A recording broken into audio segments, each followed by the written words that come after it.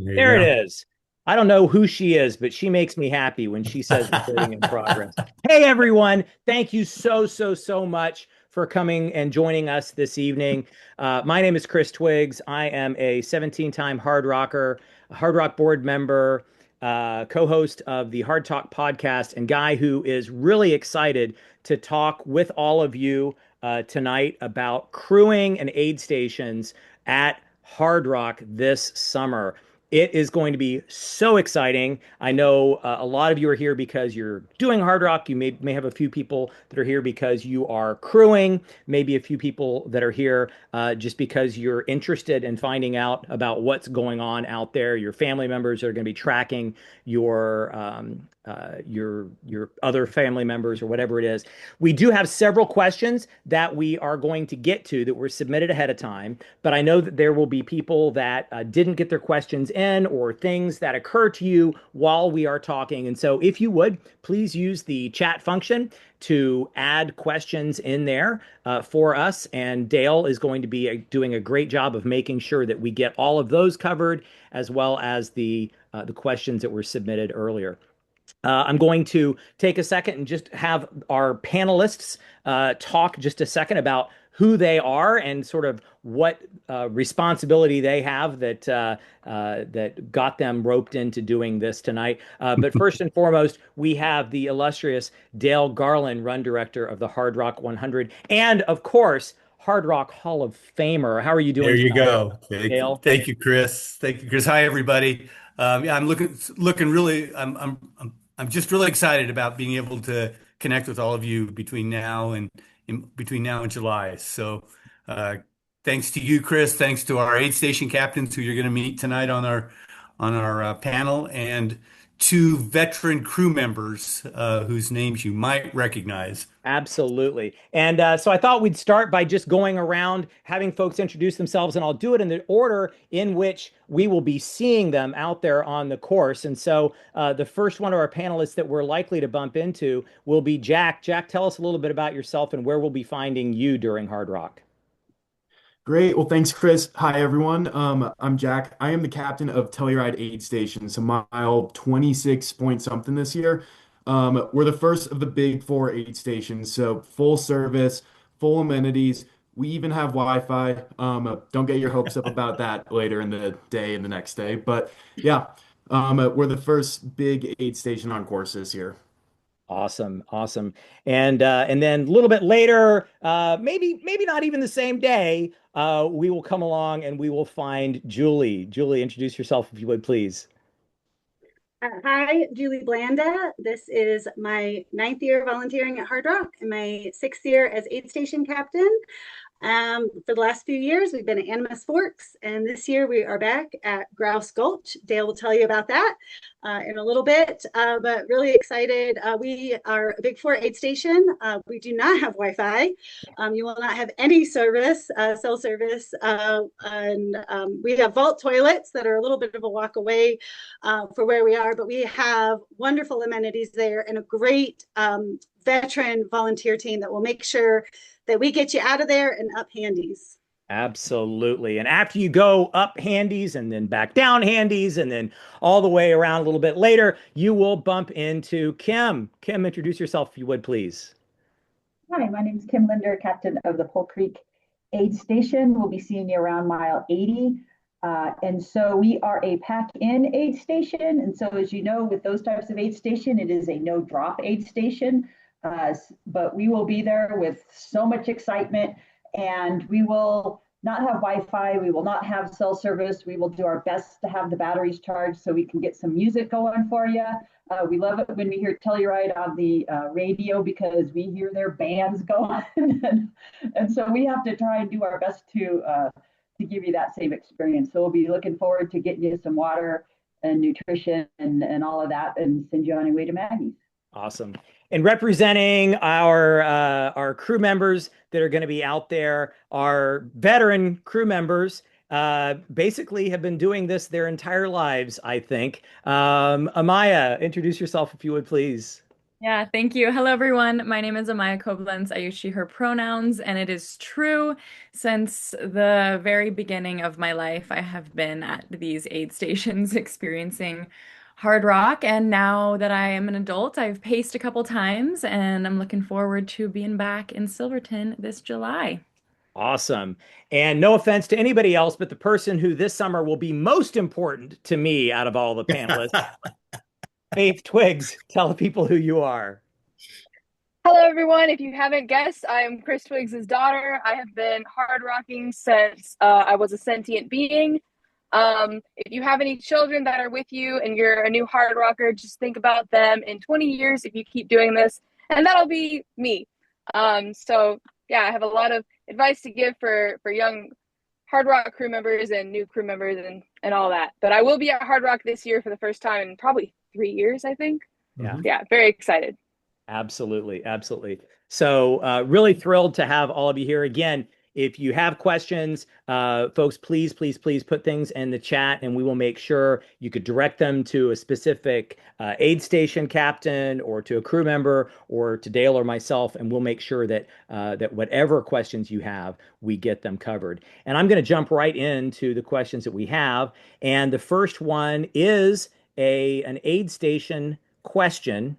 And the question is, what aid stations can a crew assist their runner directly outside of the station? In other words, on the road, not necessarily right there in the aid station. I guess maybe each aid station has a little bit different guidelines for all of this. But Jack, where can people crew folks in Telluride?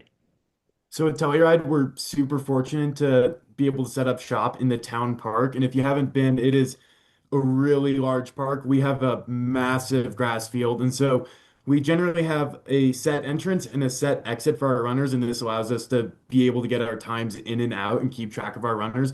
Other than that, you're allowed to set up in this field. There's big trees for shade on the edge of this field. You do have to walk from town into this park, and depending on where you find parking, that could be anywhere from a couple minutes to 15 minutes. And I know we'll go over that later, but yeah, at Telluride, we have a park. I can't speak for the other aid stations, but my general advice is when you arrive at those aid stations, just find a volunteer and ask, hey, where do the runners check in and where do the runners check out? And in between is where you can usually set up crewing. Awesome, awesome.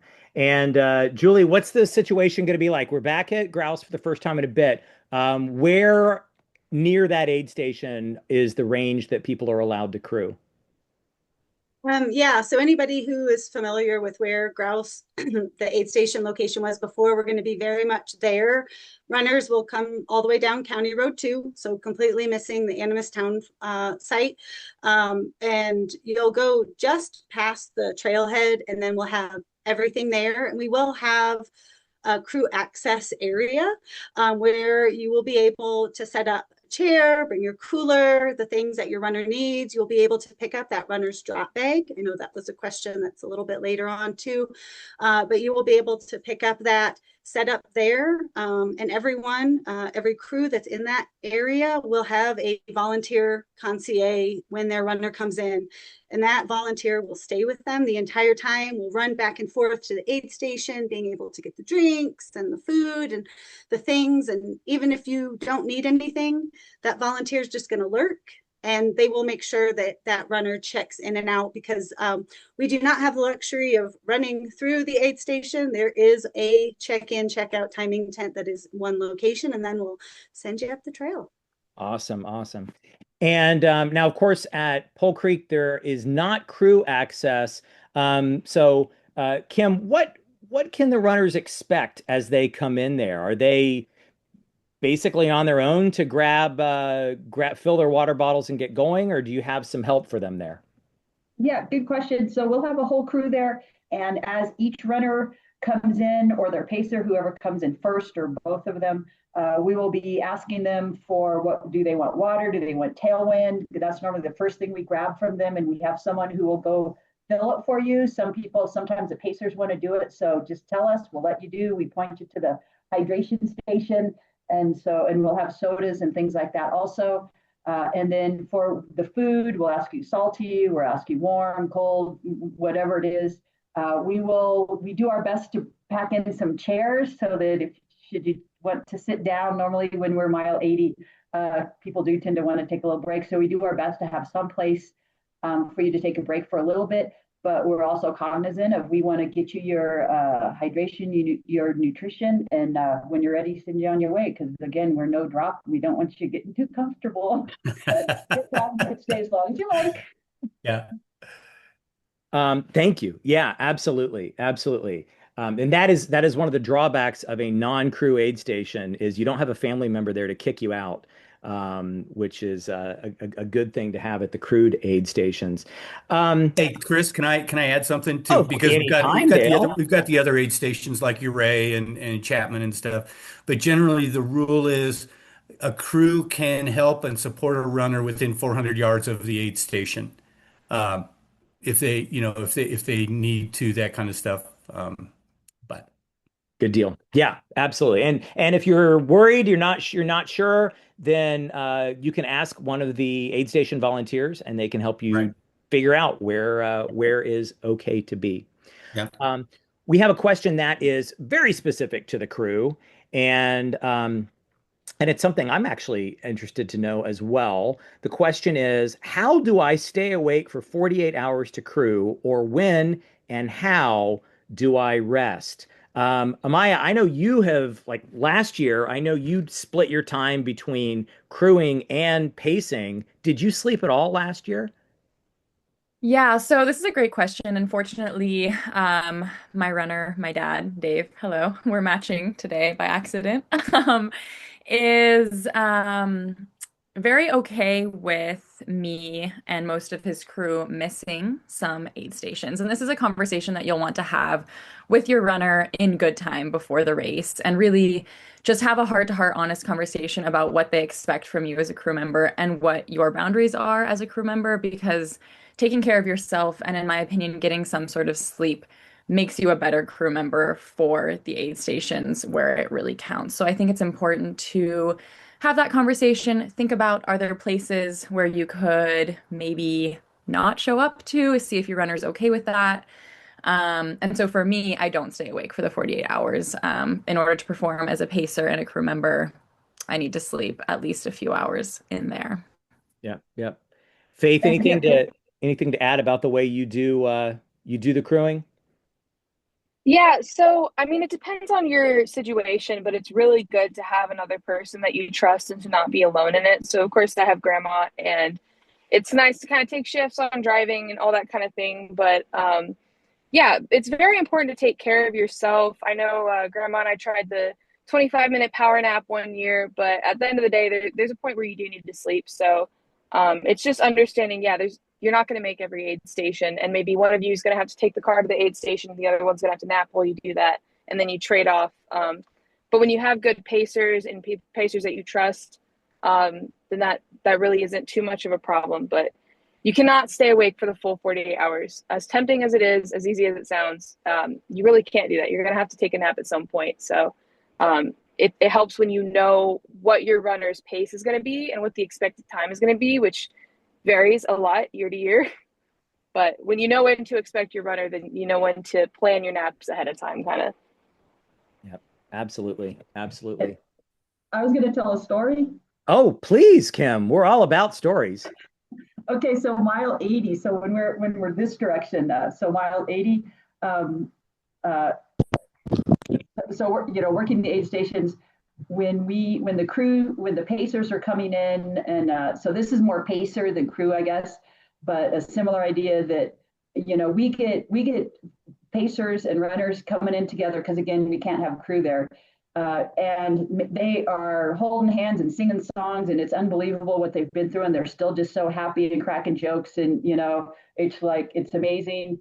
And so that's one end of them. Not everyone is like that. And then we have the other end where someone comes in and they're a pacer, they tell us the number, and like, oh, is your runner? Because we don't see him, and they're just like, yeah, he's back there somewhere. And it's clear that they have not been getting along very well on the trail.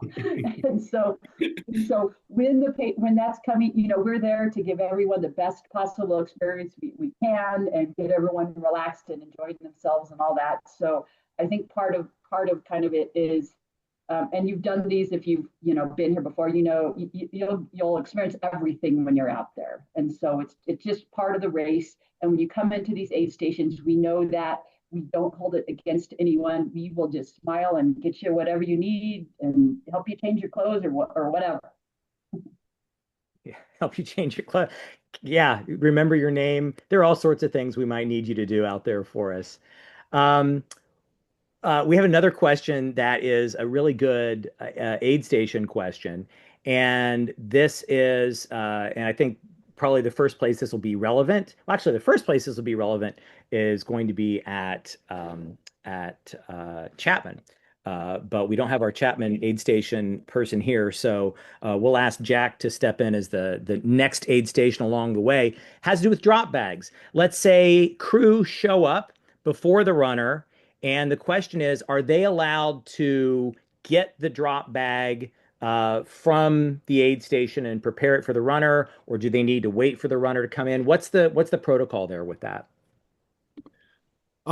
We are all for crews grabbing their drop bag. I think it's really smart that even if you have a dialed crew, that you're still doing drop bags in case your car breaks down or something. God forbid you can't get to that aid station, your runner still has some supplies specific to their needs there.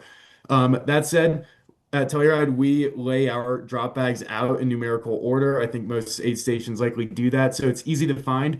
But with the size of our team, we generally just have a volunteer that's dedicated to drop bags. So helping runners find those, or you can approach this volunteer and just ask, "Hey, my runner's number is this. Can you help me find that bag?"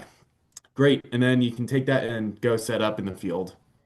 Awesome, awesome. And then would the crew keep the bag? Do they turn it back in? Is there Ideally, you keep the crew bag, but obviously there are runners without crew, and so they rely on drop bags. And in that instance, we do return those drop bags to Silverton.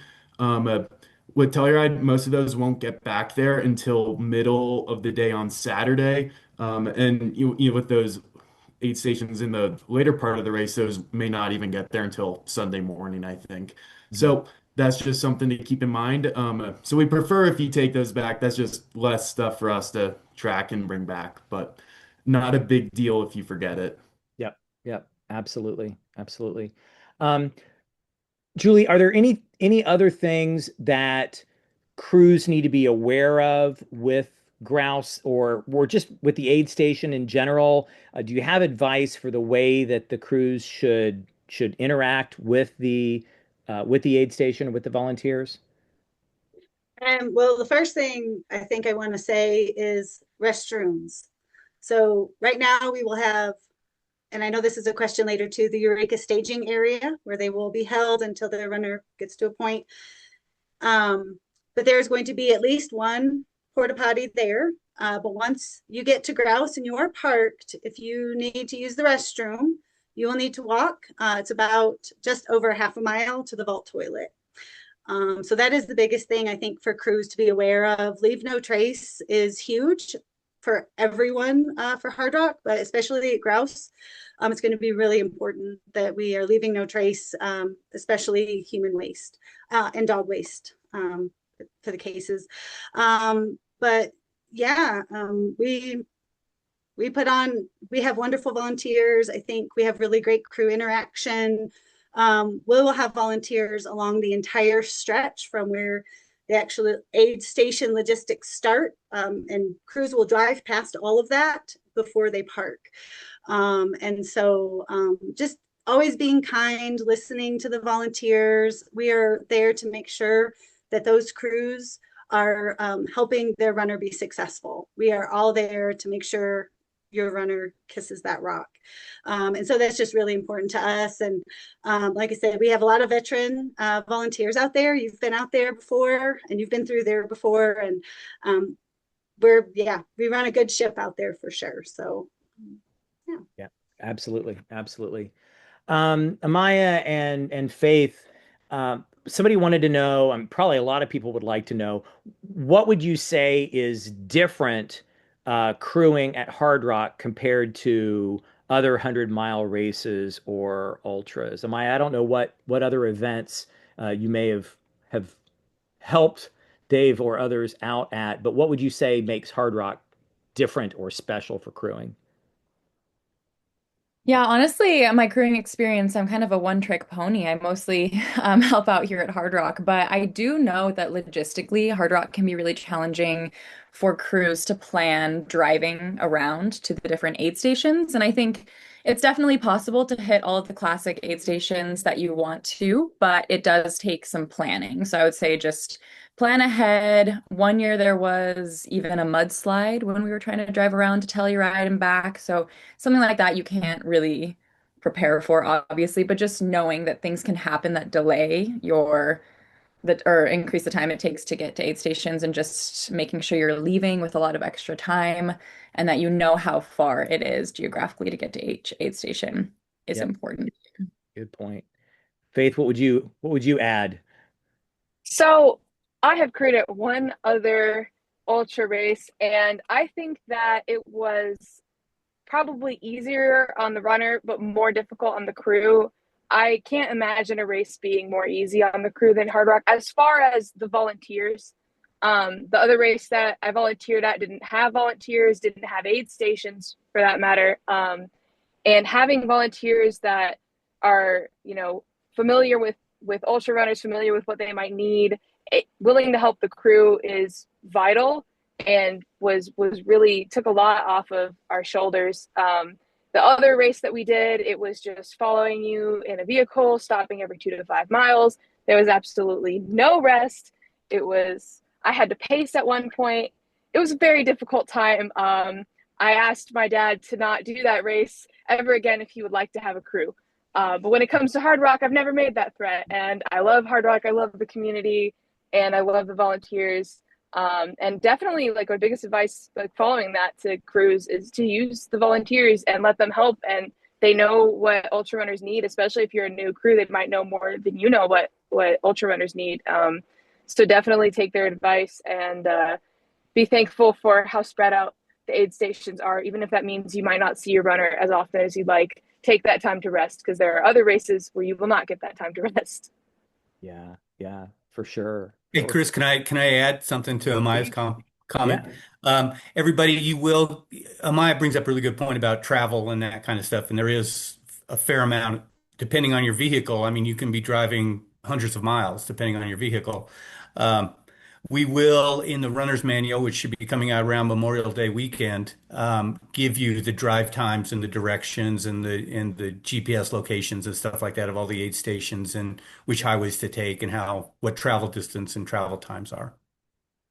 Awesome. The other thing I would say too is you have to remember that these are small towns, so some of the times when you're in aid stations at night, you're not going to be able to run to Walmart or Dollar General or whatever and pick up things. So planning ahead and not having to think, well, I'll just pick it up when I get there, I think is an important thing too, I because I've the been sidewalks roll up at 9 o'clock. Yeah, I've been coming out to Silverton for close to 30 years, and I still haven't found the Walmart.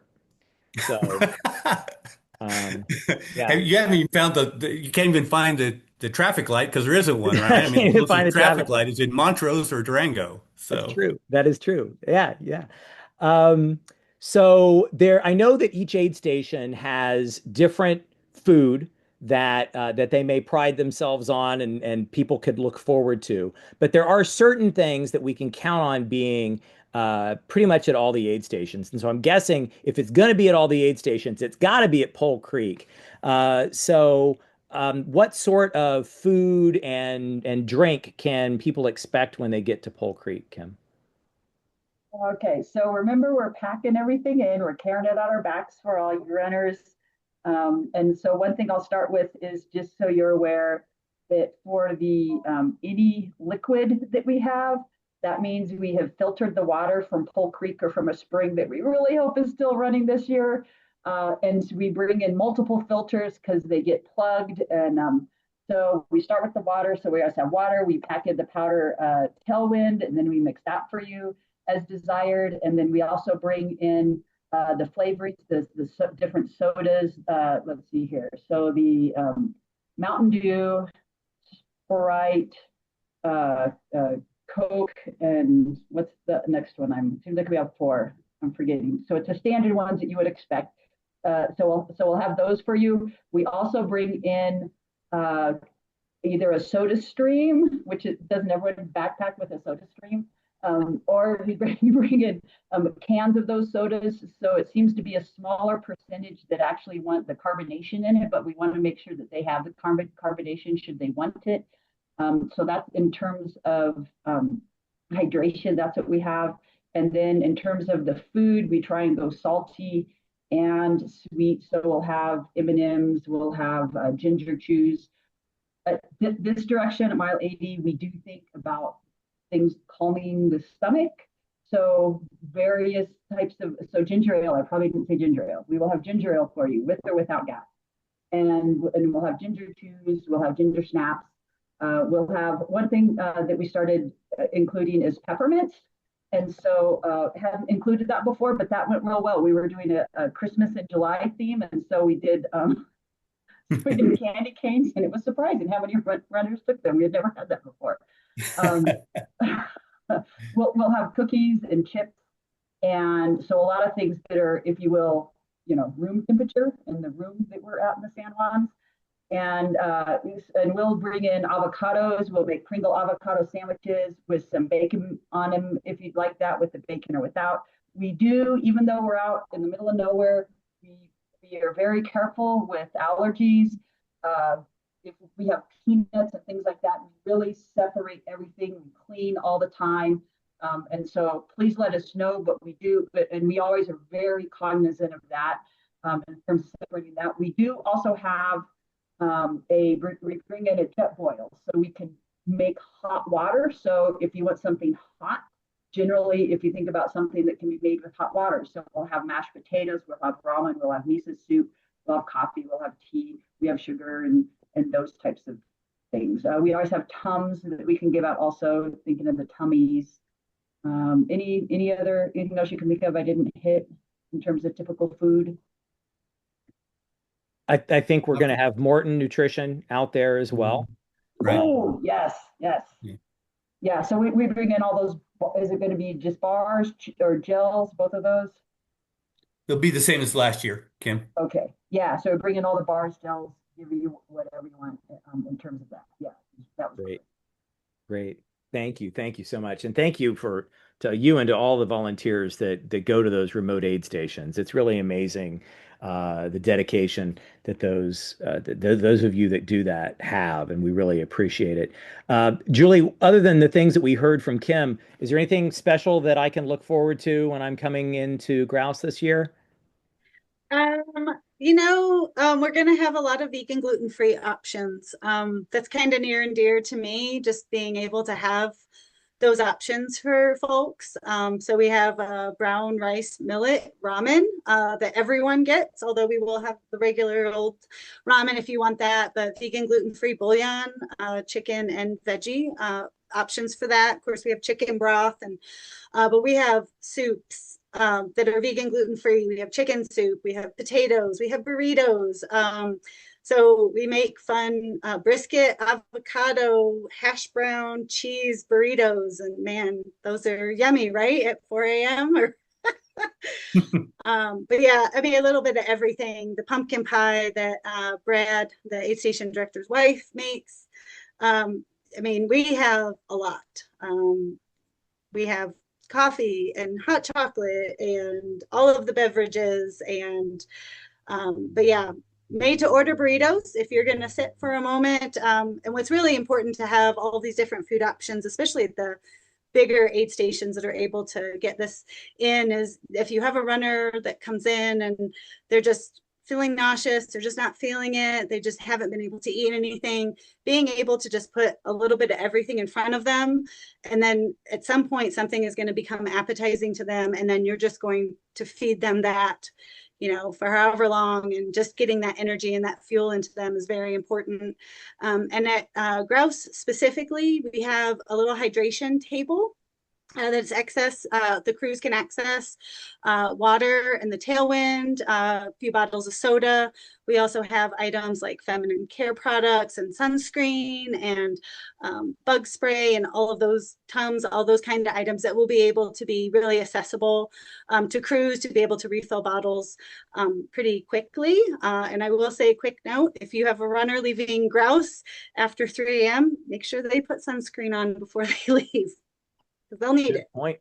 Yeah, good point. And grab their sunglasses. I forgot that one year. I forgot my sunglasses and I didn't have them until I got to Cunningham, where I barely needed them anymore. So, very good point. Jack, anything extra that you can think of that we could find when we come through Telluride? Um, Not in particular. I think every aid station has one specialty item specific to them. At Telluride, it's usually tater tots and popsicles. So if you want a hot food, we got that. Or we got popsicles, and I bet we'll go through some popsicles with the pack coming through in the afternoon this year. That said, I think crews take advantage of your time in Telluride. A lot of you will be here in the afternoon, and restaurants will be open. It's a great time to get lunch.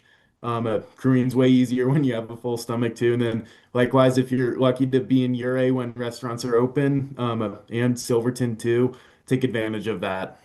Yeah, absolutely. And that actually leads me right into my next question because somebody wanted to know exactly that. Where can crew members get food and drinks throughout the days while they're crewing? Amaya, where do you rely on to fill up for yourself? Yeah, I'm happy you asked this question because I did want to shout out the local businesses that are in these small mountain towns. They're so gracious to welcome us all. So many runners in the town in when we come in the summer, and I had one of the best mochas I've ever had in my life in Telluride one year, a couple years ago. I could not tell you where I got it, but it's on that main street. I believe you could find it. I believe you could find it. It was on the right. And Silverton is funny because I'm not going to remember any of the names of these places, but of course there's breakfast at the Bear restaurant. Anyone got the name of that? Something Bear, Coffee Bear. Coffee Bear. There's Coffee Bear. Then Yeah. Yeah. dinner at the Saloon place. Anyone got the name of that?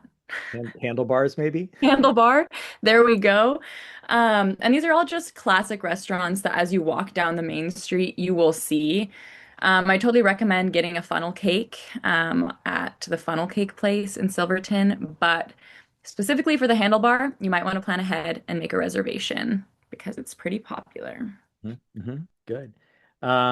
Faith, any place that you would add to Amaya's list of places to get food or drinks for yourself during the crewing experience? It has been, I think, 2 or 3 years since I've been there, so I'm not sure what's still open, but I know there's like Golden something pizza in Silverton. Golden Block Brewery. Yeah, Golden Block Brewery. And there is a cafe or two in Telluride. I do think the Bear was something that we stopped at. I think that's what it was called. I'm really not good with the names of these places after a few years, but there's definitely lots of places. Check Yelp. Yelp's a great resource. All right. And Yeah. Chris, we will have, and we're collecting them as we speak. We went out started this week. We will have a list for the cruise, a list of the businesses that are welcoming Hard Rock runners, and they may be doing specials, they may be doing something unique, but they are the ones that are saying, yeah, we want you to come in and visit us, and so that the cruise will have access to that. I think we have. They have until about the third week of June to let us know if they want to be on the preferred business list. Fantastic. Fantastic. Yeah, because it is very important, as we've said, it's very important for the crews to keep themselves fueled up, be rested. You're not going to do your runners much good if you aren't taking care of yourselves as well.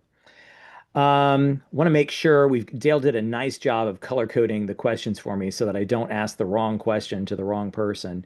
But I want to find another good aid station question.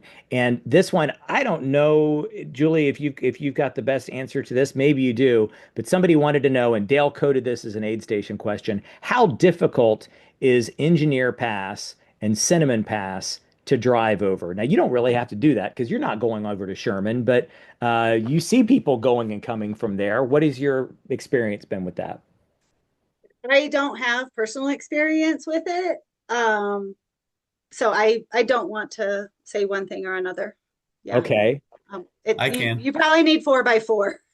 I Yeah. would say, Dale, what's your advice Yeah, there? I think unless you're an experienced four-wheel drive, uh, you've got some four-wheel drive experience, especially on engineer paths. It's probably better that you don't think about trying to four-wheel drive in the San Juans too much. It's just really, really, really tough. And I know there's another question about Ophir Pass, and I want to talk a little bit about Ophir Pass at some point too, Well, because that's now's a great time. okay, Tell us about because yeah, because that's the first Ophir is one. the pass between Silverton and Chapman Gulch. So for Correct. people that wanted to meet their runners for the first crew accessible aid station, that's one route they might take. They might take it. Yeah, it's as four-wheel drive passes go, it's not that difficult. Nothing like engineer between Uray and Silverton. I mean, that's the toughest one. Then I think Cinnamon's next, but Ophir is doable. Probably I saw one of the questions about the clearance vehicles. You could probably do it in a high clearance all-wheel drive. I don't know, That tone of voice doesn't inspire a lot of Yeah, a lot of confidence. yeah. We did it. We did I it don't for know, years. but We did it for years with a Subaru. huh? We did it for years with a Subaru when I was Yeah, at Chapman, and that's we drove kind of it. where I'm. Yeah, thank you, Kim, because that's Yeah. something. But I think what's really important is you're going to come over the top of Overpass. You're going to drop down onto the Telluride side of Overpass from the Silverton side, and you're going to hit the aid station first. But it's very, very, very critical that you continue. There is no crewing and no spectating on Overpass Road. It's one of the most popular four-wheel drive passes in the San Juans. And so what crews need to do is if they're coming over Ophir Pass, they need to go all the way into Ophir. There'll be people there to direct where you're going to park, and then you'll need to walk back to the aid station, it's about 2 miles. So, but please do not say, well, we'll just drop them off and we'll just stay here on Ophir Pass Road because we will. That's one of our cardinal sins as far as working with other groups and not blocking other people's chance to recreate in San Juans. Absolutely. Absolutely. The Um, one thing, Chris and Dale, I might add is that, yeah, getting to Chapman, that will be during the day. A lot of these crews, you would be driving Engineer and Cinnamon Pass in the middle of the night. And unless, yeah, it can get really hairy if you're driving on a road and you're going up, up, up, and you come over, your headlights are not facing the right way. I haven't had experiences on roads like that. So it Yeah, could be a very dangerous road if you're not familiar with it. correct. Yeah. there you go. Yeah. Um, Do we want to talk a little bit about Julie? Do we want to talk about Eureka? Because I think I mean, it's kind of in that it's in the important to travel know. mode. Yeah. Tell us about it. Yeah, for sure. So a couple of years ago, just to kind of give a little bit of background, we decided that we needed to think about holding crew vehicles at a staging area because the Animas Forks area where the aid station was previously located was just very crowded, and we didn't have so Grouse Gulch is located on the Alpine Loop, which is a 4x4 road that connects a lot of these mountain towns. And it was becoming too crowded, and the crews were there for hours. And again, very limited services. We have no cell service. You would be able to track your runner. So we decided to start Eureka staging area. So about 8 miles outside of Silverton, following County Road 2. Was it Highway 110? Maybe I don't know what the exact County road Road is. 2. It's County Road Yeah. 2. County Road 2. So you will go to a staging area, big parking lot, and we will have volunteers there. And so crews will be held there until, in this direction, your runner reaches O Point. But let me back it up 1 second. So the staging area this year will be open from 2 p.m. on Friday until 4 a.m. on Saturday. So the aid station operations 4:30 p.m. until 10:30 a.m. on Saturday. The volunteers will be on site at Eureka. They will have Starlink, so they'll have all the runner tracking, and then they'll be checking those vehicles for crew tags. So here's another friendly reminder for crews. And of course, all of this information will be in the runner's manual.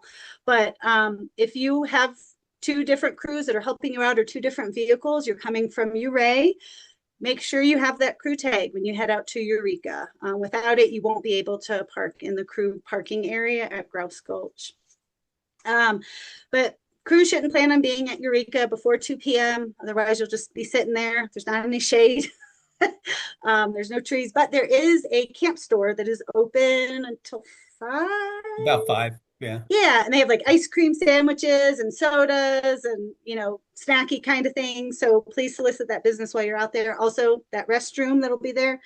And then just to kind of give you some background about what happened with Animus, but in conjunction with BLM, the Hardrock moved that aid station to Grouse.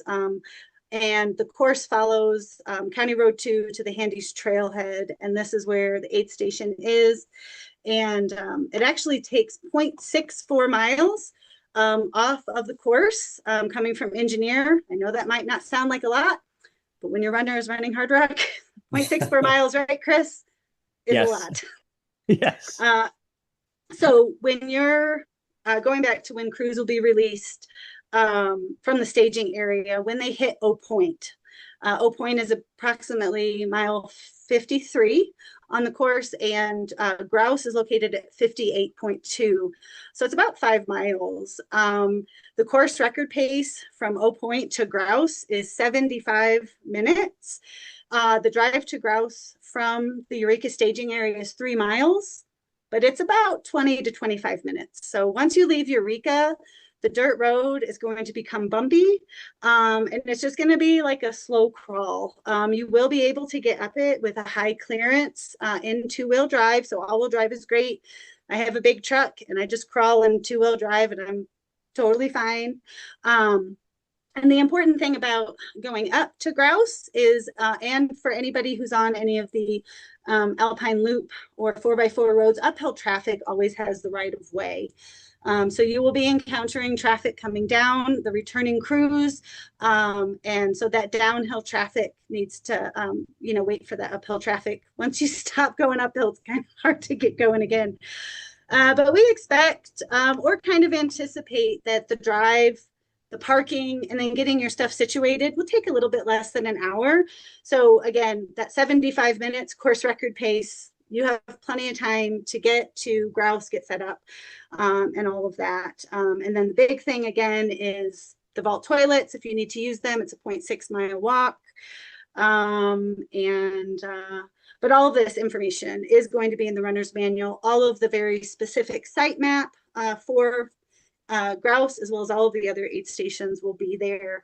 Yeah, it's worked out really well. The volunteers there are wonderful, and they'll make sure you have plenty of time to get to Grouse to meet your runner. And yeah, we'll get you all taken care of there.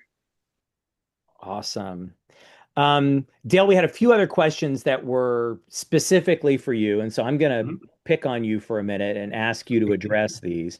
One of these questions has to do with pacing. How hard or what is the situation for a pacer transition at Maggie? Maggie is not as remote as Pole Creek, but it is not a crude aid station, but we can do a pacer swap there. But how does that work? Yeah. Thanks, Chris. Maggie, because I've actually fielded this question a couple of times this week already. It is the Maggie Gulch aid station sits at the very top of Maggie Gulch. It's at the end of a very narrow road. We cannot allow, just for safety and just for traffic, we can't allow crews up to Maggie. So if you want to do a pacer exchange at Maggie Gulch, there's a couple things to remember. One, you will need to hike it's about 3.25 miles from where you can park off of the main road the Alpine Loop, County Road 2. It's 3.25 miles up to the aid station uphill. Um, you need to do that by yourself because there's no crew or anything. So the pacer would have to go up there by themselves, and then they'll be coming from Kim and from Pole Creek, so we'll be able to tell them if they're on pace or not. But unless you really feel like you need to be at Maggie Gulch, we would prefer not because quite frankly, it's not set up to accommodate a large number of people. Just standing around waiting. Mhm. So And then yeah, the pacer coming in then needs to has to plan on leave. hiking back out. Hiking, yeah, the 3.25 miles back down to the car or the vehicle or whatever. And Yep. then it's about 6 mile, maybe 6 miles from Silverton to Maggie Gulch to the bottom of Maggie Be. Gulch. Could be. Doesn't feel About, like that far, but it could be. could be. Yeah. Yeah. So it's doable. It's absolutely within the rules. Hmm. But know what you're getting into, Right. or know what you're getting your pacer into if Correct. you ask them to do that. Correct. So very, very good, good question. Yeah. Another one for you, Dale, and this one is, how should we interact with other people in groups who we meet on the road who may not know that Hard Believe it Rock or is not. happening? It's hard to believe that Believe it or there's not, there will be people who crews will encounter that do not know that Hard Rock is going on. Believe it or not. Um, please, please, please allow them to recreate in the San Juans as they choose to. And we're talking about jeeping groups. We're talking about side by sides. We're talking about four-wheel drive jeepers. All of those groups. Um, we're very fortunate that we have some strong advocates in those communities who really think that Hard Rock's a cool thing, and so they'll be working with their groups. But when another group comes up, if the crew is standing in the middle of the road, please get off the road, and so other people can go by. Don't yell at them and say, oh, don't choose Hard Rock to be the time where you make your personal feelings knowing about Jeepers and stuff like that. We're all here to enjoy the San Juans. And so cooperate, be the best ambassadors you can for the event and for our sport, and take time to educate people. These people are like, they're blown away if, a jeeping family from the lowlands, they want to know about this. They'll be inquisitive. And so we just want to be good stewards of the land. We want to be good ambassadors of Hard Rock and good ambassadors of the sport. And so treat them with courtesy, and they will do the same for the runners. They'll get off to the side, on the dirt roads, and they'll cheer the runners on and stuff like that. We're working with their groups as well. Absolutely. Absolutely, for sure. So we're getting a little bit close on time. We've gotten through most of the questions. Once again, if anybody is here and has not you have a question that wasn't asked, you haven't put it in the chat yet, please take a second and do that because we want to make sure that everyone's questions are answered. I did want to take a second and mention some of the aid stations that we've not really talked about. So as we're going around the course, the first aid station that people are going to come to is the KT aid station. This is not a crude aid station. This is not a pacer swap aid station in this direction. But Dale, what can you tell people about Cam Traverse aid station? Runners are going to blow through right there. They're just going to just run in, run out. It's on a shelf road. They'll just, yeah. Yep. Everybody's fresh. Everybody's excited. They'll just go right through them. Yeah. But you've got a big climb ahead of you, so do not Yeah. forget to refill your water bottles. Correct. Grab a little bit of nutrition. Absolutely. Right. Yeah. Oh, I do have two things, Chris. One before we get to KT, and that is, we'll say ready, set, go in Silverton at 6 o'clock on Friday morning, and then the first place that crews should plan on seeing their runners first would be at Chapman Gulch. And some may even say, I won't see it till Telluride. Um, they will cross the Highway 550 at about 3 miles. We used to be able to go and watch them cross the highway. we've become so popular that the Colorado State Patrol has said, you can't go there anymore. So it's not like you know, you won't see your runner for a long time. So don't plan on going to watch them at the river crossing or as they cross the highway after about 3 miles. Yeah, yeah, good point. Very good point. But then yeah, then go to KT, then to Chapman, right? Go to Chapman, and we've heard before from the Chapman aid station director that he welcomes crews to come. He really appreciates it when Mhm. crew are there. But as you heard, the difficulty of going over Ophir, you may need to drive all the way around through Telluride to get there. But you got enough time. You probably have enough Yeah. time. Yeah. So. Then we'll meet Jack as we get over to Telluride. Jack, as we're starting to wind some things down, any last minute things that you haven't talked about with regard to the Telluride aid station or aid stations in general that you wanted to make sure you mentioned? I could give a really quick spiel on our new parking policy Oh, at well, Telluride please. this year. I Yeah. love a good spiel about parking. So as if parking in mountain towns wasn't hard enough as is.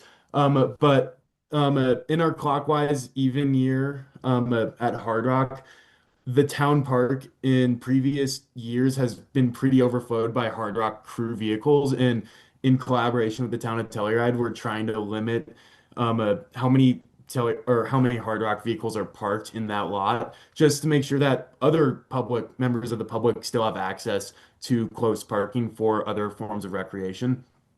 Fortunately, Telluride still has great parking throughout town on the main street in the main Avs. There is metered parking. About a 10-minute walk away in town is a parking garage that is $2 per hour. So it's not bad. And then if you go off the side streets, there is free parking, but chances are it'll probably be stolen because it's a Saturday or it's a Friday in summer in Telluride. At the west end of town, which is the side you enter from, there is a very large free parking lot. Just expect to be walking about 15 plus minutes from that parking lot to the aid station on the east side of town. That said, there is a free bus route through town. I just don't know that timing, so maybe you'll get lucky, but if not, a plan to walk for 15 minutes. You can walk along the river or down Main Street, which is really cool. Telluride's an awesome town. That said, we are going to implement a 15-minute drop off, pick up and drop off right next to the aid station. So this is at the east end of Pacific Avenue. Look up the Telluride post office, and all of this will be in the runner's manual as well. So don't need to memorize it now. But there's a 15-minute drop off and loading zone there. So you can drop off your crew and all your supplies there, and then just send your driver back to find parking and they can find their way to the aid station after you. That said, that's our new parking policy in a gist. So no Hard Rock parking whatsoever in the town lot. There's plenty elsewhere in the town. Just be prepared to walk 10 to 15 minutes. Great. Thank you so much. Um, Hey, Chris, yeah. I would love for that whole thing because one of the questions was how do I convince my runner I shouldn't have to carry 30 pounds of gear to every aid station. So I'd love to hear Amaya and Faith talk about that a little bit in terms of how do they make decisions on what needs to be brought to each aid station. How do Well, you how do you plan that? yeah, that's a good question. Amaya, what are you hearing, especially hearing you're going to have to hustle down Main Street to get to your dad there in Telluride. How do you decide what to bring to the different aid stations? Yeah, I mean, I think I get it. It's a hard decision. I'm a chronic overpacker myself, but I mean, you really have to think about what you can carry and if you can carry everything in a backpack or utilize the system of dropping one person off. That's a great strategy. But honestly, just trying to think like really seriously about minimizing the amount of stuff that you're bringing. It will be easier on everyone, and the odds are if you don't bring that giant thing of sunscreen, the aid station will have little bottles of sunscreen for you. Or the person to your right who's crewing their runner, they have sunscreen, and if they're just waiting around, like maybe they'll give you a little bit. Make friends with someone, get those community connections going. But at the same time, I really get that it's hard to not know what you or to not know what you need. I get it. Yeah. Faith, any thoughts on that? Oh, we can't hear you for some reason. You don't look muted, but we can't hear you. Yeah, I don't know. Yeah. I don't know. Yeah, shoot. All right. Okay. Yeah, All right. well, Continue your walk around. absolutely. Yeah, you keep trying, Faith, and if we hear you, we'll come back to you. Keep trying to troubleshoot that thing. After the runners leave Telluride, they just have a nice little hike, and they get to an interesting little aid station known affectionately as Kroger's Canteen. If you are a listener of the Hard Talk podcast, you're going to hear an episode coming up soon with Rock Horton, who really made that aid station what it is. Um, Dale, what would you say? How would you best describe the aid station in Virginia's Pass? Iconic. It's iconic. But it's also and there's been documentaries made on it. It is an aid station where an aid station shouldn't be, but it's one of the, am I terrified? Yeah. Uh, on a ridge line. The weather can be terrible but it is iconic. Watch Yeah. the video. YouTube the video, watch Kroger's Canteen. There you That'll introduce you not only to the aid station, but to Rock Horton. There you go. Once we leave there, runners make their way down to the Governor's Basin aid station, which is another one of those most likely to blow straight through type of aid stations, I'm thinking. In this direction, obviously, because Can you you're hear me coming yet? downhill. Yeah, we hear you, Faith. Oh, sorry. Okay. Let's go Didn't mean back to to you interrupt though. What would you Okay. go back to the question of Sorry. how do you decide what to haul around so that your runner Yes. doesn't isn't disappointed but also is well supported? I was saying it's very important to pack the drop bags with your runner.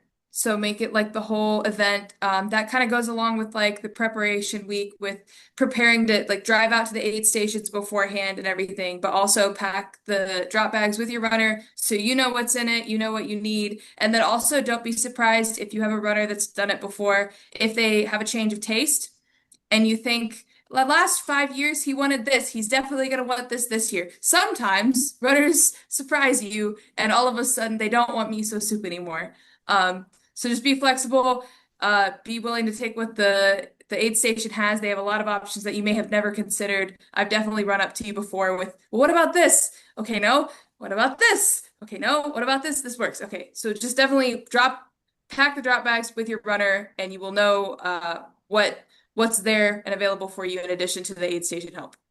Good, I'd, very I'd good like point. to ask Chris or Amaya and Faith too, because I think one of the things that is unique about Hard Rock is the distance between aid stations sometimes, and so sometimes you're leaving at 2 in the afternoon, and you've got to pack for what you're going to be doing at 2 in the morning. In terms of lights and batteries and clothing and that kind of thing. How do you deal with that?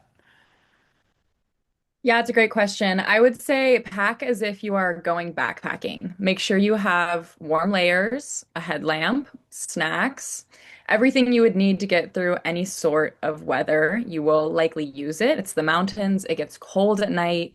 It might be 80 degrees in the day and you're getting sunburned, but that night you want a bag with your puff jacket and your cap on.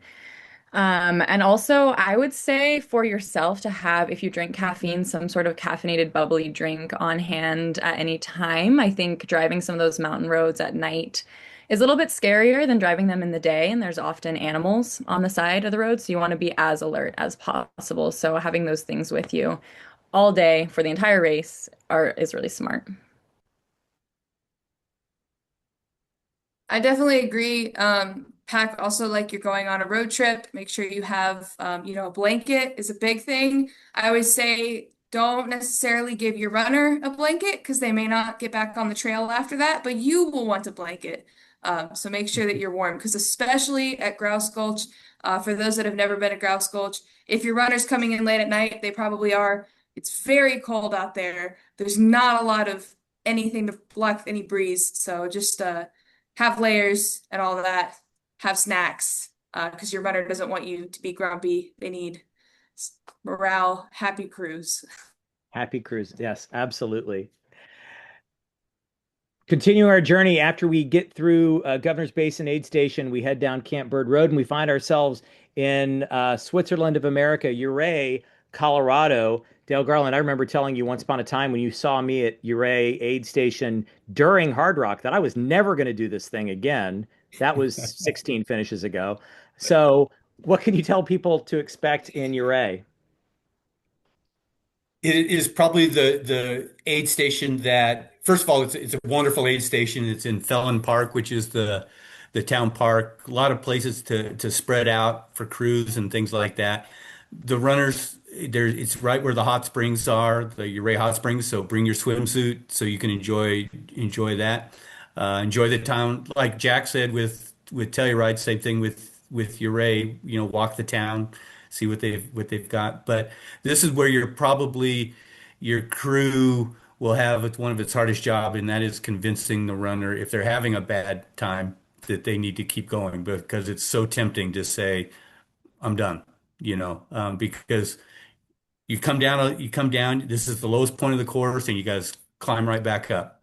So a lot of that's a place where a lot of runners really have to have a long talk with themselves in order to say, let's keep going. There you go. Absolutely. Once runners leave there, the next aid station, they're going to get to about the halfway point of the course at Engineer Aid Station. And I'm gonna call an audible, and gonna ask Amaya's dad, Dave. Dave Koblenz, how would you describe the Engineer Aid Station? Cozy. Well, in the past, the engineer's aid station was a single tent on a small clearing and very, very minimal aid. It's gotten better. They have lights now and maybe two tents, but it's definitely a no frills aid station. Mm-hmm. And then you still have a long way to go to Grouse. You have to climb up that head wall to Oak Point, and then the insufferable road down to Grouse. It's going to take 3+ hours to get to Grouse. So it's not an aid station to blow through, as Dale's saying. Yeah, it is not. Now you also, Dave, you also serve as our pseudo meteorologist for Hardrock and give us updates on weather. Some years there are fires at aid stations like Engineer. Some years there are restrictions that don't allow for fires to happen. What would be your prediction for this summer at Hardrock? We're already in stage 1 restrictions down here in New Mexico. I can't imagine Colorado is not going to go to stage 1, which means no open fires outside of campgrounds and such. So I would imagine it's going to be no campfires at any of the aid stations. Yeah. And speaking of weather, an important point is we have not had a rainy Hardrock for 3 years, 4 years now. And so the collective memory is starting to fade about just how crazy the storms can get if the monsoons do come in early. So, people who have not run Hardrock before, be prepared. Yeah. People who have run Hardrock before, maybe even 3 times, it might be very different this year. It could indeed be. I've been in some scary stuff out there, so be prepared for that. Dave, I think since we've got Dave, in the news, El Nino's been in the news a lot lately. Who is she? Yeah, exactly. Can you offer any kind of I mean, people can look up what El Nino is, but how might that impact Hardrock? Oh my God. Well, going on historical correlations, when we have a super warm Eastern Pacific, like we're setting up now with the El Nino pattern, it has been an early and very vigorous monsoon. Now, will those correlations hold again this year? It's very, it's unknown, but this El Nino is setting up to be historical as far as the temperature anomaly in the Pacific. So it's probably going to affect Hardrock more because next year's snow season could be pretty serious. And so next Hardrock, not this Hardrock, could be more affected. How's that for dodging that question? Yeah, well, you did a good job of dodging, yeah, because you don't want to be blamed for anything, right? Yeah, it's either going to rain or it's not. How's that? Yeah, there you go. There you go. As Dave mentioned, after climbing up to O Point, which Julie had mentioned before. That will trigger when the runner gets to O point. That will trigger the crew being released and allowed to go up toward Grouse Gulch. Julie, anything else that we haven't said yet about grouse that you want to make sure people are aware of and or that you want them to know? So I think what's really important, Dale kind of just touched on it, talking about Uray. Just be positive and encouraging to your runner. You're going to see them, not as often. And so when they see you, they might be tempted. For many runners, Hardrock is much harder than they might have even thought. And you get to Grouse at 58 and you have a 14,000-foot peak in front of you that you have to climb.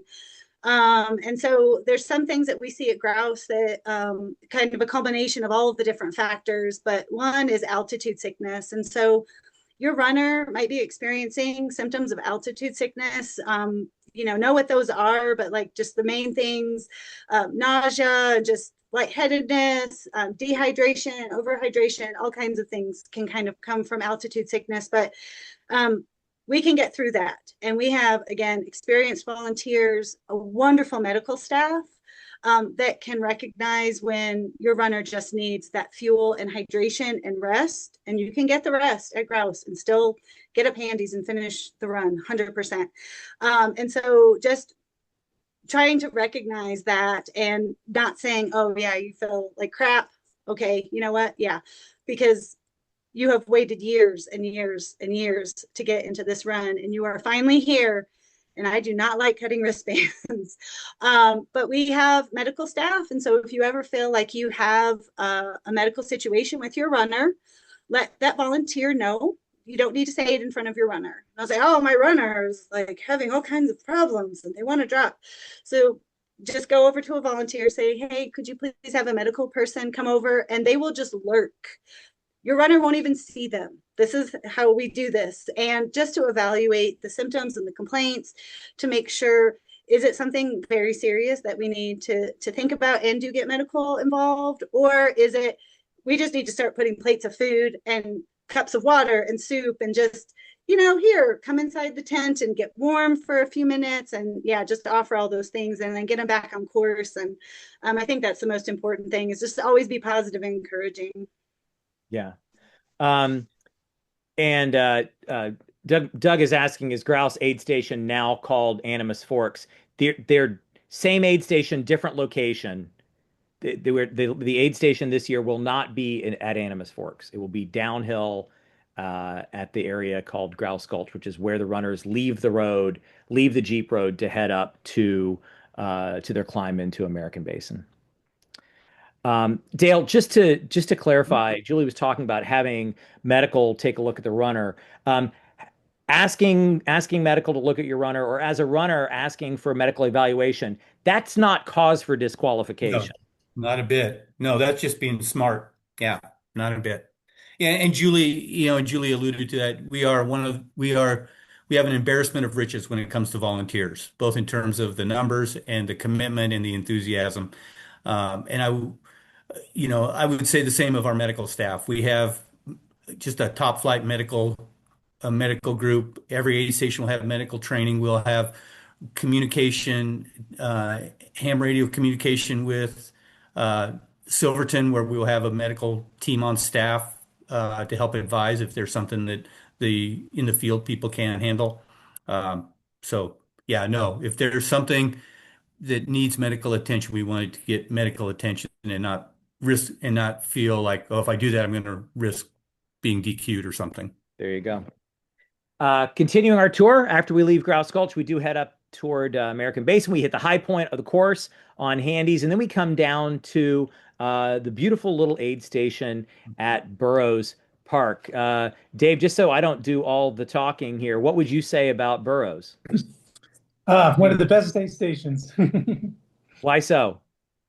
I mean, it's just very timely. It's great. They have great people there. They have great food, and you really need it right where it's at. Even though it's only 4 miles down to Sherman, it can change the game. It can change your race. Have something to eat. After Handies, you're going to need some positive energy, and they definitely provide it. Absolutely. Absolutely. And if you didn't already sunscreen up at Grouse, that's your next opportunity to do that. And you don't want to miss it because you're out there and exposed on the road for those next few miles. After those few miles, we find ourselves at Sherman Aid Station. Amaya, you ever go out and crew at Sherman? I Nope. don't think so. Correct me if I'm wrong, Father, but no. No, nobody's ever wanted to drive over Cinnamon. Yeah, and Faith, I don't think you've ever crewed out of Sherman Aid Station either, have you? I crewed out at KT, which I think was the wildest we ever did, which is not a aid station anymore. But I don't think we did Sherman. No, it I wasn't don't think. KT. It wouldn't have been KT. There was somewhere we waded down the hill and hiked up about 2 miles, but I don't remember. Chris, I can speak to Sherman a little. Oh, great. So I'm in Gunnison, which is the support town for Lake City, and it's basically my understanding that the entire town of Lake City runs the Sherman Aid Station and that they have an overabundance of volunteers. So if you don't get over the passes or around the entirety of the San Juans to get to Sherman, there will be more than enough fans and volunteers and probably just a general crowd to cheer your runner on. So Yeah. they're in really good hands in Sherman. Also, drop bags. That's a good one for it.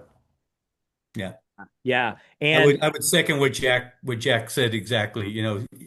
If you're not going to go to one aid station, we hope you enjoy all of them, but Sherman tends to get the least population from people who are following their runners because of the distance traveled and things like that. But the families there, the community of Lake City, there does an excellent job, even to the point of if you do nothing else, the runner needs to go to the bathroom because they even decorate their bathroom. yes, yes. Even if you don't think you need to go to the bathroom at Sherman Aid Station. Absolutely. Absolutely. Um, After leaving Sherman Aid Station, whether you've got crew there or not, and it's we don't want to discourage people if crew really want to go there, or if that's really where you want to have a pacer change, then by all means. But at all of these aid stations, your runners are going to be well taken care of by the aid station folks that are there. After they leave Sherman, they have a wonderful, beautiful, beautiful hike up a nice trail that may or may not see horses on that trail. And then eventually you're going to find your way over to Kim at Pole Creek. Anything special or different that you haven't told us about Pole Creek or any last impressions you want to give people about that aid station? So, yeah, listen to everyone else. I did want to, even though we are a no drop aid station, we are about half of us that are there, including myself. We are ski patrol. So we got medical there, and we also bring in someone with an actual MD. So we've got medical there that's helping us, even though we're not a drive to. We've got that. So I want to make sure you know that we handle it the same way, kind of that Julie was describing it, that you watch and observe. So crew know that we're taking care of your runners when they're there. We have had a runner one time he was incredibly hypothermic, and so we just had him spend the night in someone's tent. We bring extra tents, we bring extra sleeping bags, and just kept warm. And then he hiked out to the trailhead and came down with us in the morning. So we are keeping track of all of that. So I want to let you know that we have that. And then also in terms of bathrooms, we don't carry in a shovel, and the ground is really hard there. So we have created a throne of rocks. So when your runners come in, if they need to use the restroom, we can point them where they can go to use the restroom, should they choose to, which helps with the leave no trace, especially when the backcountry, because all of us at the aid station and the runners, we like them all, kind of going to the same place there.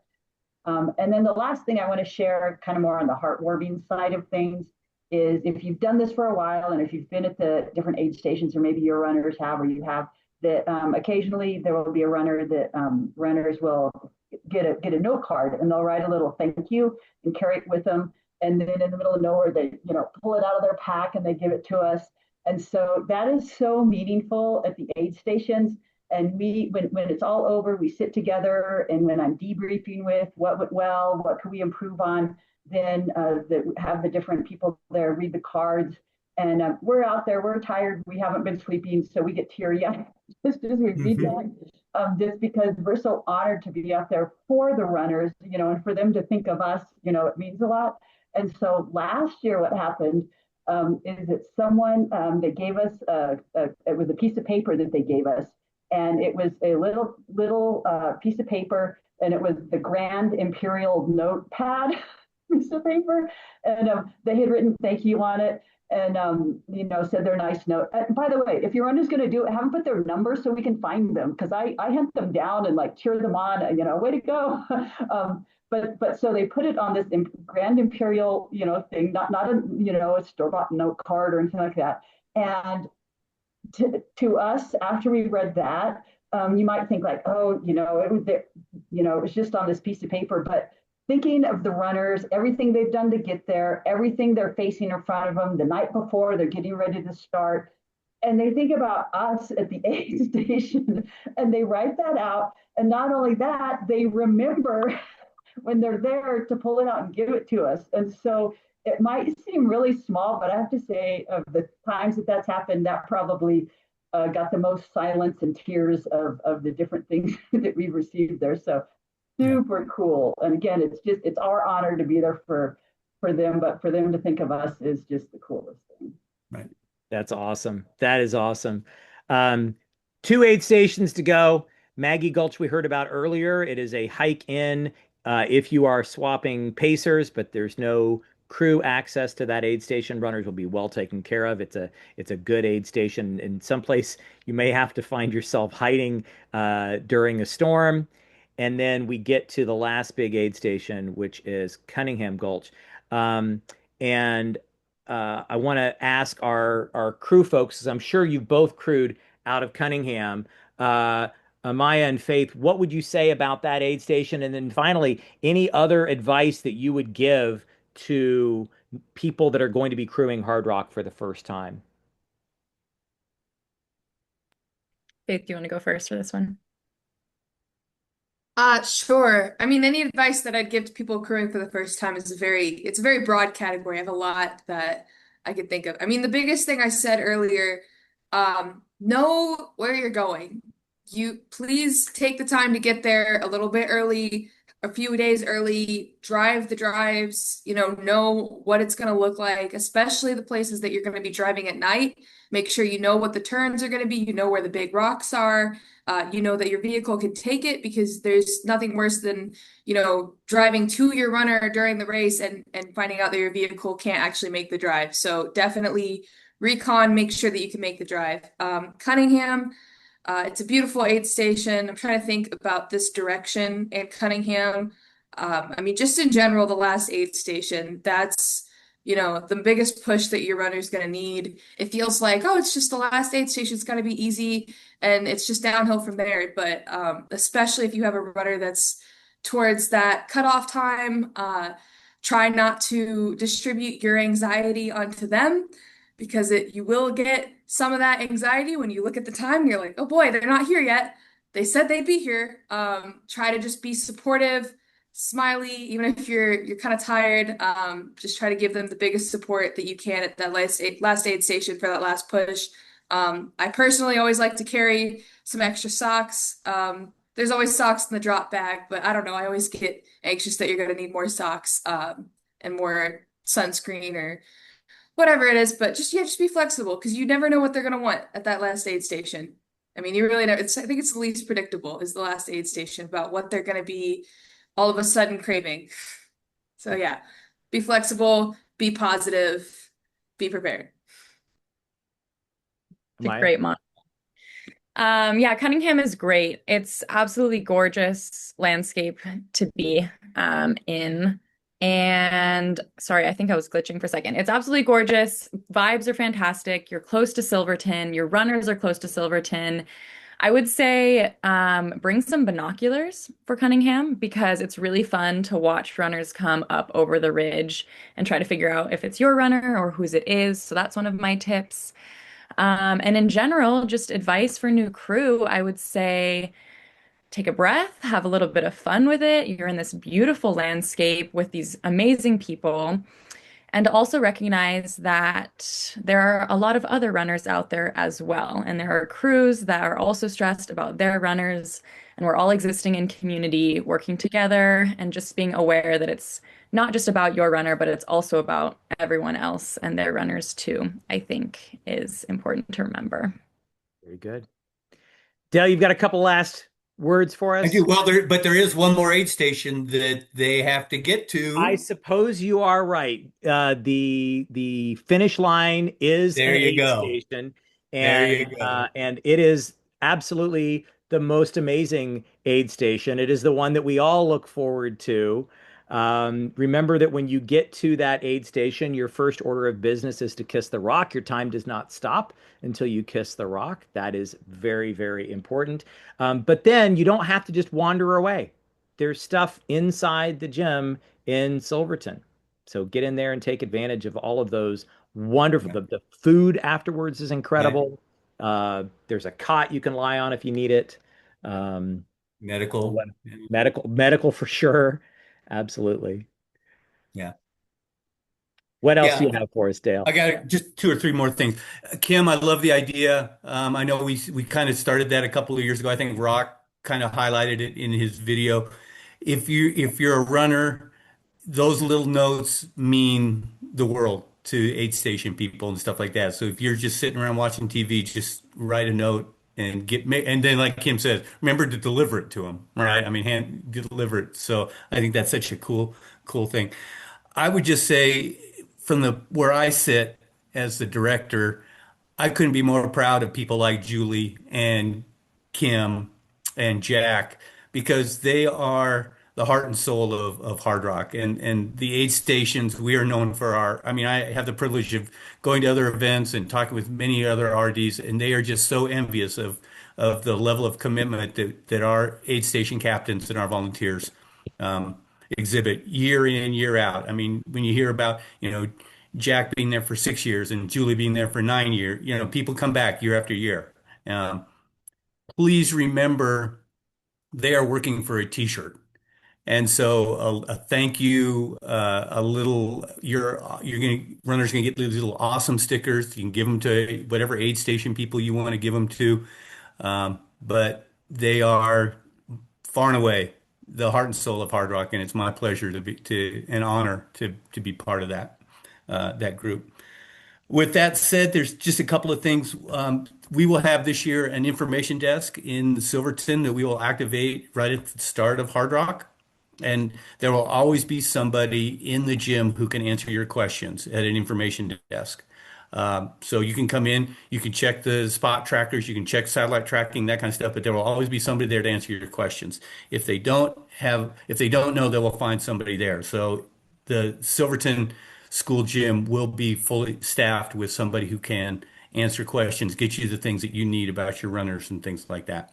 Um, I think that's really important. The other thing, and Julie mentioned it, every crew will have a crew pass. We limit the crew passes to one crew pass per runner. So again, is like I think Amaya kind of mentioned, it takes some coordination of if you're going to be switching crews and stuff like that, make sure the crew pass goes with them because you're only going to get one, each runner only gets one crew pass that they can shuttle around. So, and there's a couple of places you don't really need a crew pass in, right, Jack? Well, Jack, are you going to be checking crew passes for load in? No, not necessarily. The 15-minute drop off and load up. I mean that's public parking too, so Right. we're sharing that with the public. So just be respectful, be a good citizen. And we're not going to be checking the parking lot, but I know there will be eyes in that parking lot, because that's on our route from where our volunteers will be able to park. And the town will also have Hmm. their employees looking. So again, just be respectful. Yeah. Yeah. And I think that's all I had, Chris. Well, Good job, fantastic. buddy. Good job. Good Hey, job. this is a great team of folks. Thank you so much. Julie and Kim and Jack for representing our aid stations, Maya and Faith for representing our crews, Dave for guaranteeing the best weather ever in the history of Hard Rock. You heard him say it. So we really are looking forward to having another successful year. Dale Garland, thank you so much for everything you do to make sure year round, everybody understands, right? This is not something Dale does for one weekend a year, but year round, Dale is working to make sure that this event can My happen. pleasure. And we really, really do appreciate it. Everyone that is here, we're so grateful that you joined us tonight. If you think of other questions, just send them in to us and we'll make sure that you get answered. We're not going to make you wait until you get to Silverton to find out, but we do hope that we will see you in Silverton. Silverton, Colorado is where Hard Rockers belong in the summer. And so we'll see you in Silverton. See you, everybody. See ya. All right.